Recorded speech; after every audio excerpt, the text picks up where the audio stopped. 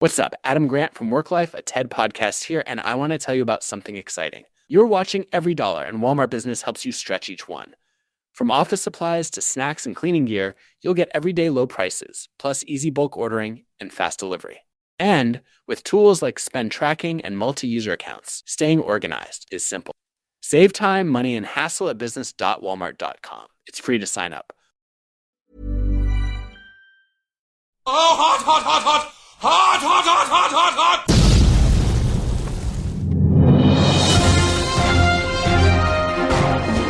Hot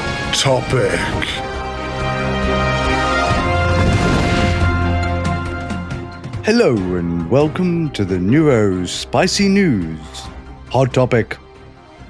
We all live in a spicy submarine. Oh. I was gonna join. Oh, sorry, never mind.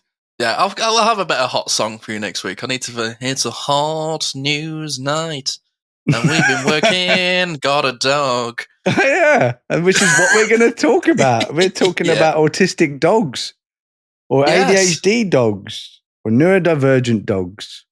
Which does absolutely make sense, doesn't it? So obviously, keen listeners of the show, or people that, all five of you that are in my life on a consistent basis, will know that I have adopted a dog this week, and having her here has been honestly an absolute joy.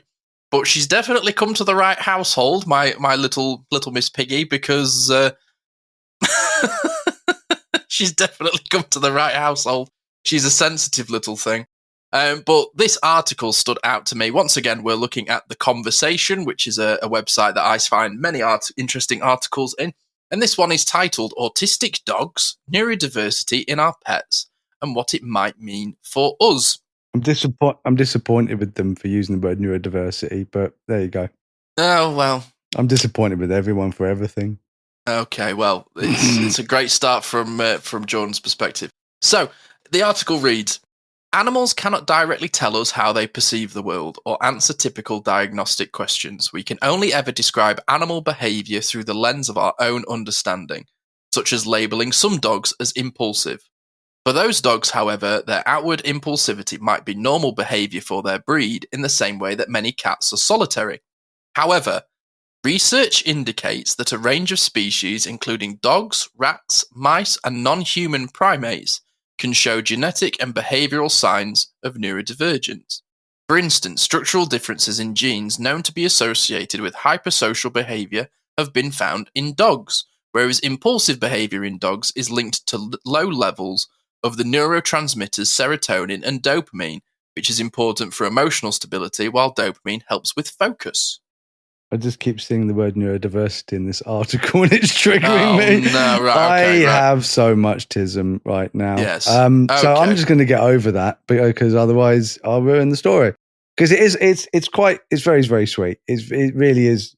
It's very interesting as well because, like I said, this is evolution, and the neurodivergence, neurodivergence within the species is necessary for that species to diverge. I'm on one today.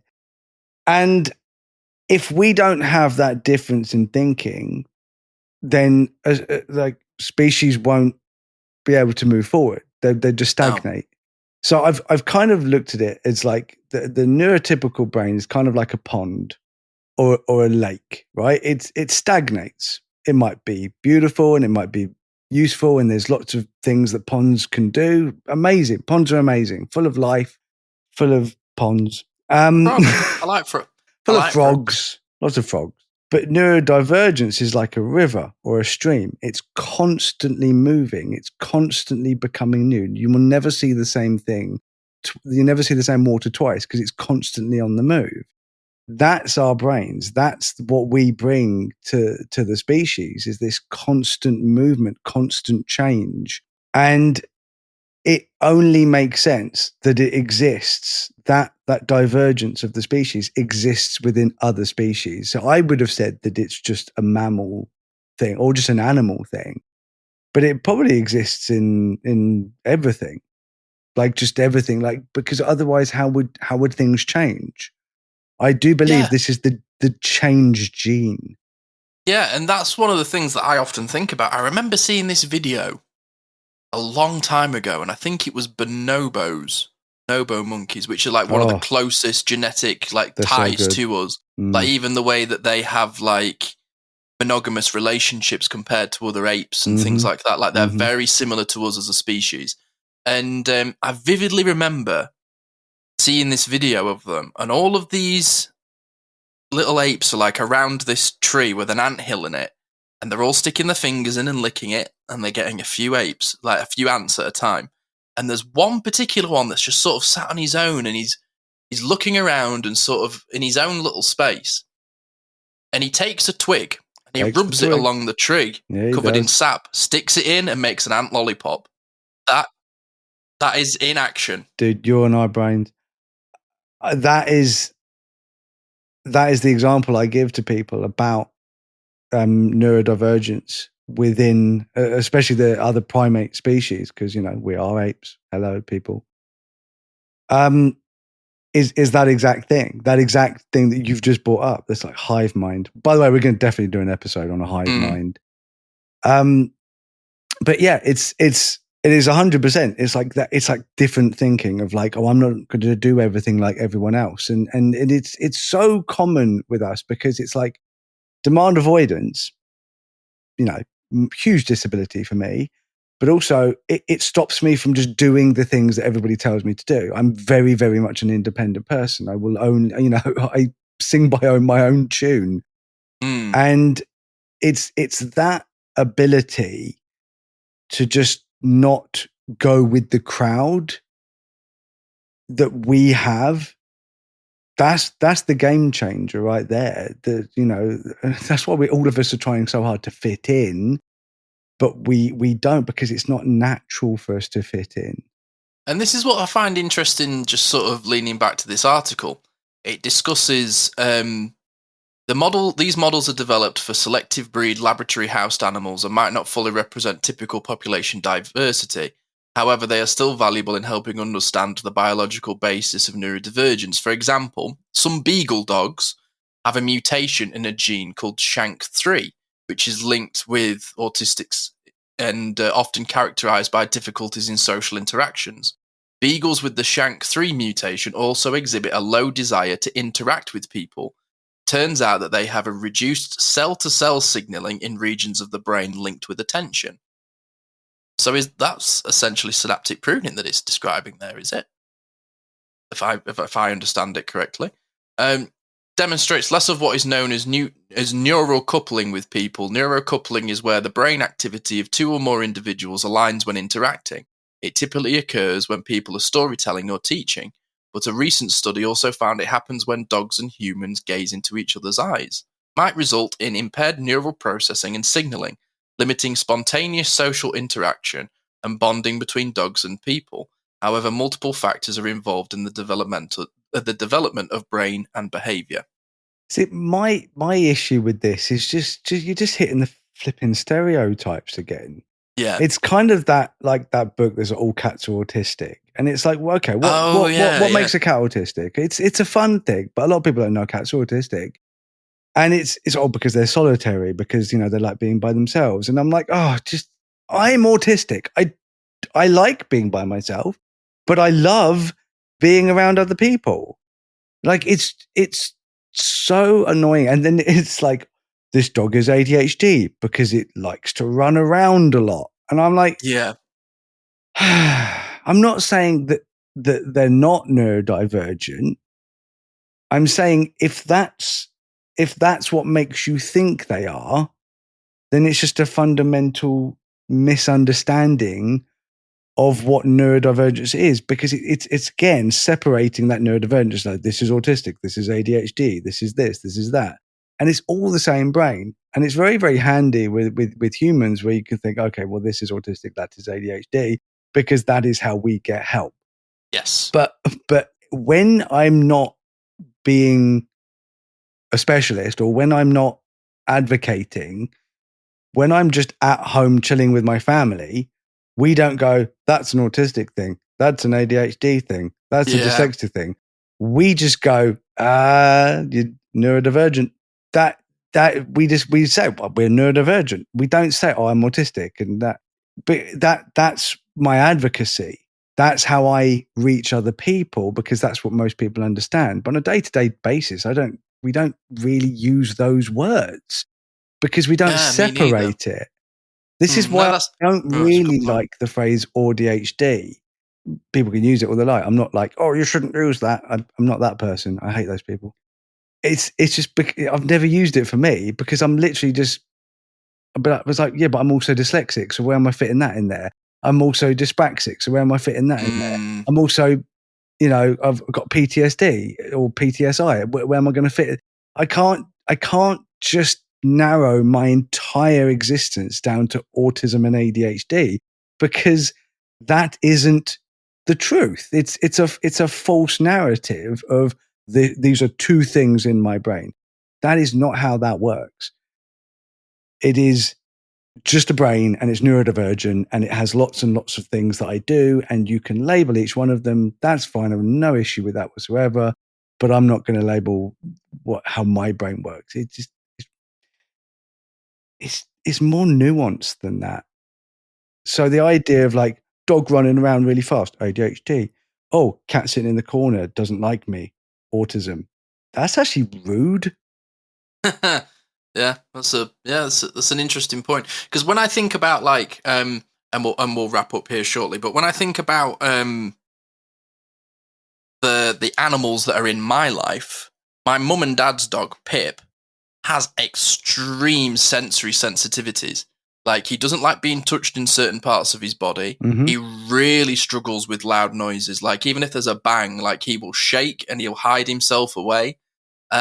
But he hasn't had any experiences that could be sort of like a PTSD response, like a trauma response. Yeah, because that was where my brain first went, because that's what Milo's like, because he has trauma responses, especially freaking fireworks.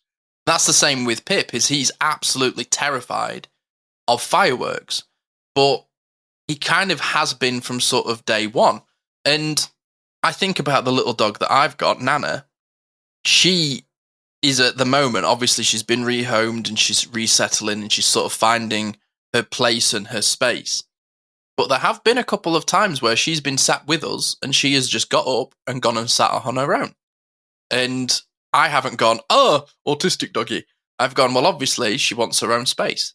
So I'm just going to allow her to have her own space. At no point did I go, autistic dog. I went, I relate to that because I like my own space as well. Because there was a period of time last night where she was laid on my knee and she fell asleep and started snoring.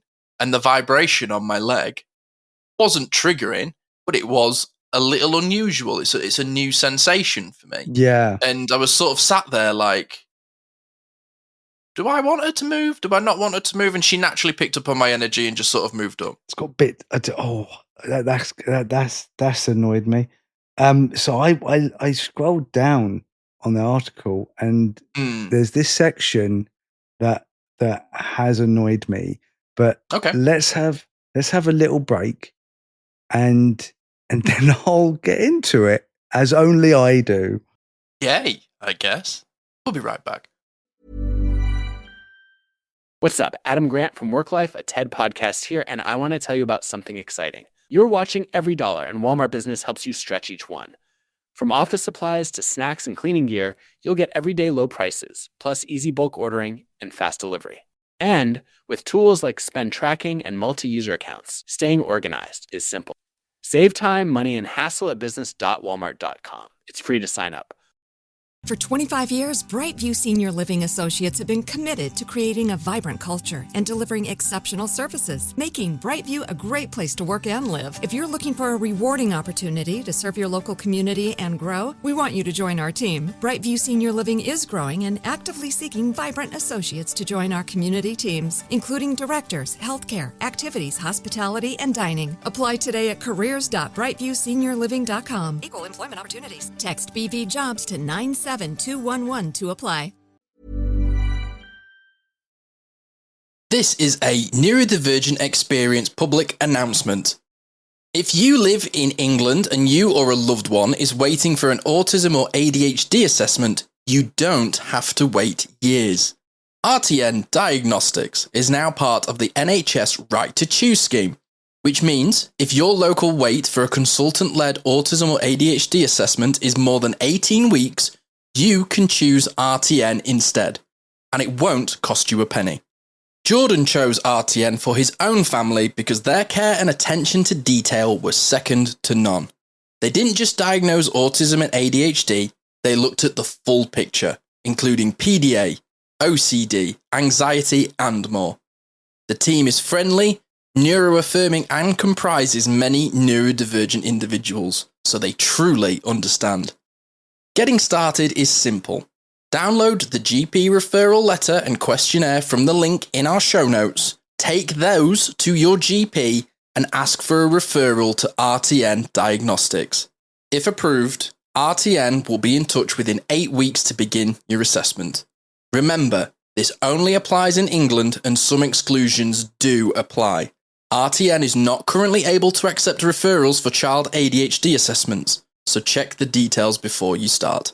RTN Diagnostics, helping you get the answers you deserve without the wait.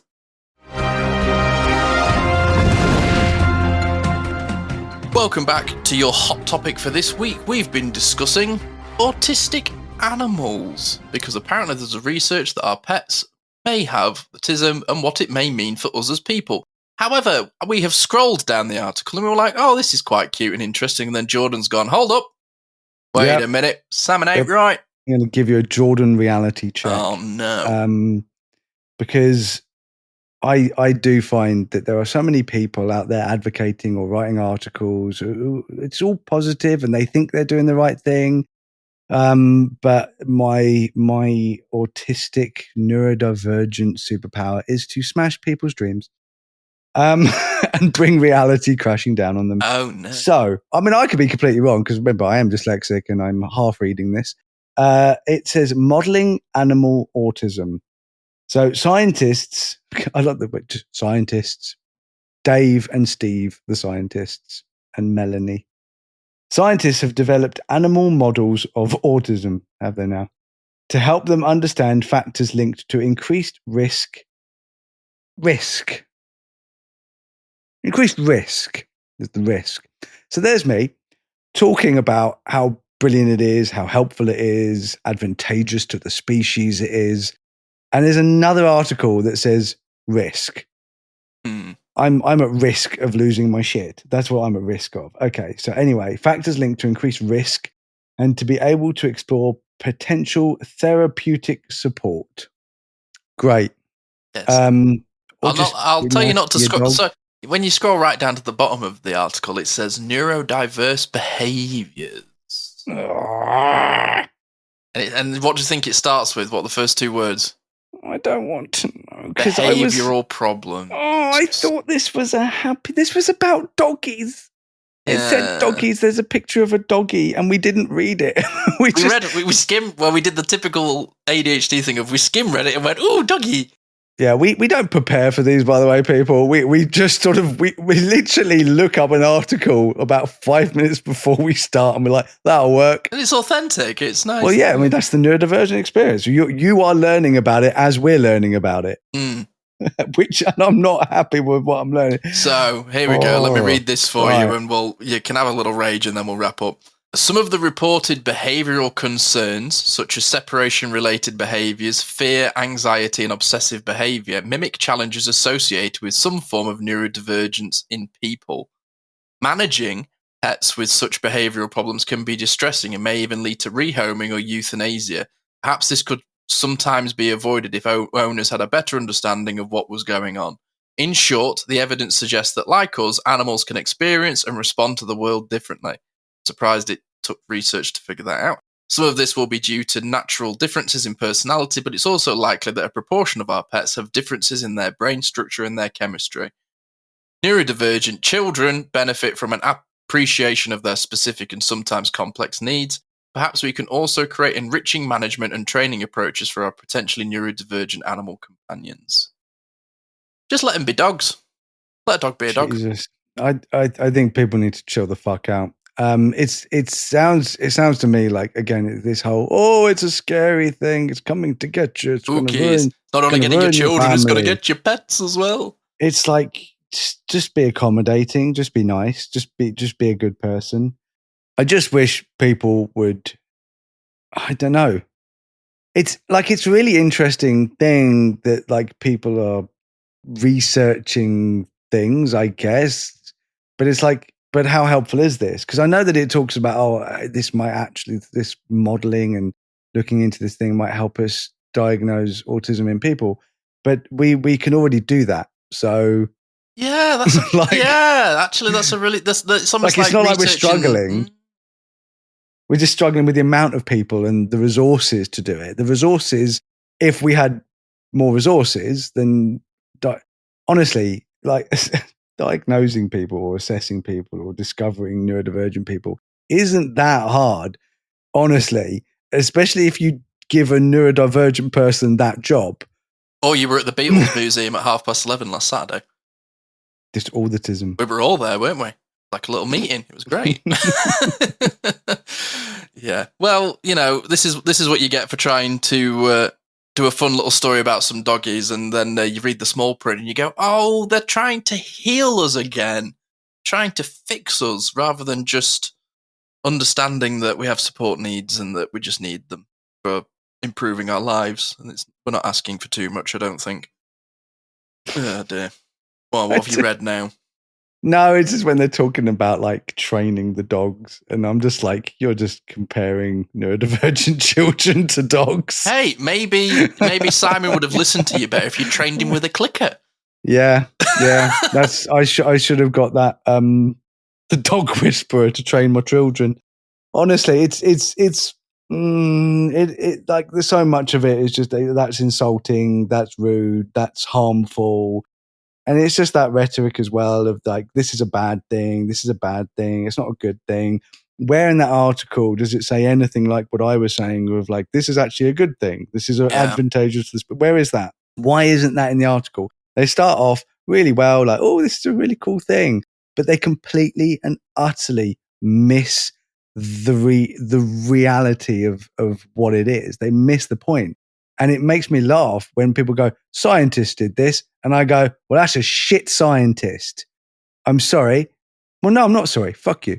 That is a shit scientist.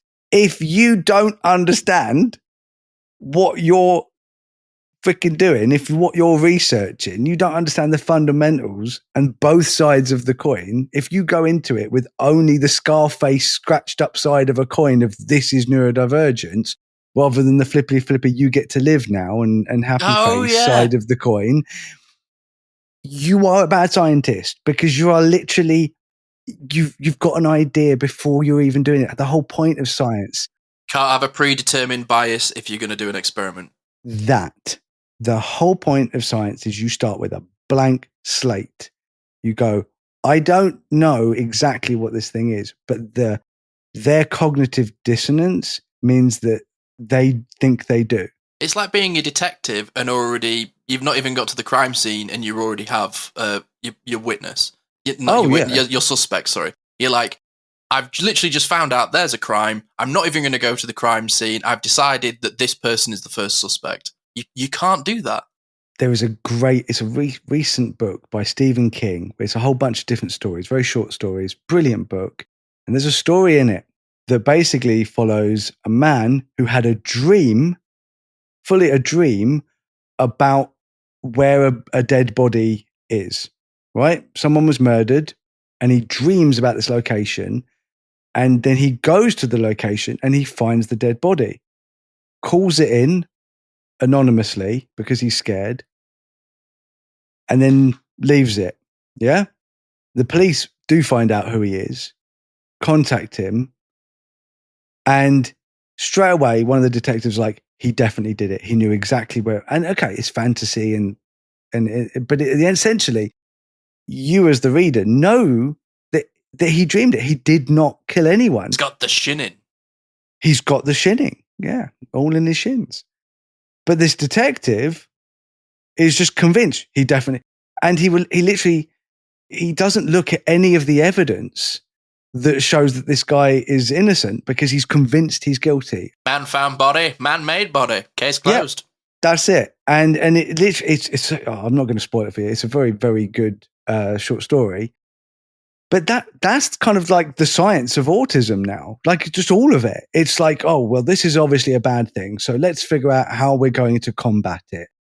And if you don't understand the nuances, you don't understand the positivity of the neurodivergent brain, not necessarily autism, ADHD, all these labels, because on paper, they are negative things. You are diagnosed with this problem, this condition. And whether you agree with that or not, it is what it is. But what I'm saying is that there is so much more to it, which is why we say it's the alternative neurotype. We are born this way. We are evolved this way. Neurodivergence does cover lots and lots of things that can happen after birth. But when we talk about neurodivergence, we're talking about people who are born neurodivergent. We're not trying to leave anyone out deliberately. We're not trying to tell people that they're not neurodivergent. There are experiences, there are perspectives. But we're talking about us, we're talking about the people we know, and all of that is people who are born neurodivergent.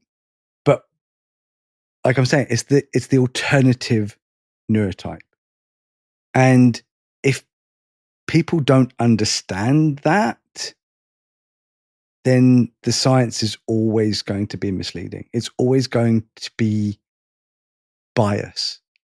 Very good point. And this is why, I find these conversations so interesting, because that's what our brains do, is we look at a story and then we find the nuance in it and we dig deeper and we can sort of see angles that people aren't seeing. And you're so right. I wish people would really stop coming to the table of trying to understand just neurodivergent people in general. One, without even sort of consolidating them. And two, going in with that predetermined bias of going, this is bad, autism's bad, we're going to fix autism. And this is why I love this phrase, nothing about us without us. If you're going to do studies about autism, quote, use autistic people as reference. Don't use them as subjects. Use autistic people who know what they're talking about. Yeah, absolutely. Absolutely. Well, this has been your hot topic for this week. We will be back next week on Thursday with your usual programming. And don't forget Ashley's Mindful Monday. Start your week with purpose every single Monday. Tune into that on your feed. Well, we will be back. Thank you so much for listening. Take your little doggy out for a walk. That's what I'm about to go and do. And be kind to yourself. Be good. Stay well read, and don't have any predetermined bias about autism unless you know what to talk about. Thank you. Nightly bye. Thanks for tuning in to the Neurodivergent Experience. We hope today's episode sparks something for you, whether it's a new idea, a bit of validation, or just a moment of connection. Remember, new episodes are every week, so be sure to join us for the next one for more conversations and insights into the neurodivergent experience. If you've enjoyed this podcast, help us grow. You can do that by rating and reviewing this show. Your support makes a huge difference in helping us reach more people who could benefit from these conversations. You can connect with us on social media. Find us on Instagram, Facebook, TikTok. Just search for the Neurodivergent Experience. Thank you again for listening, and until next time, take care of yourself. You're not alone in this journey.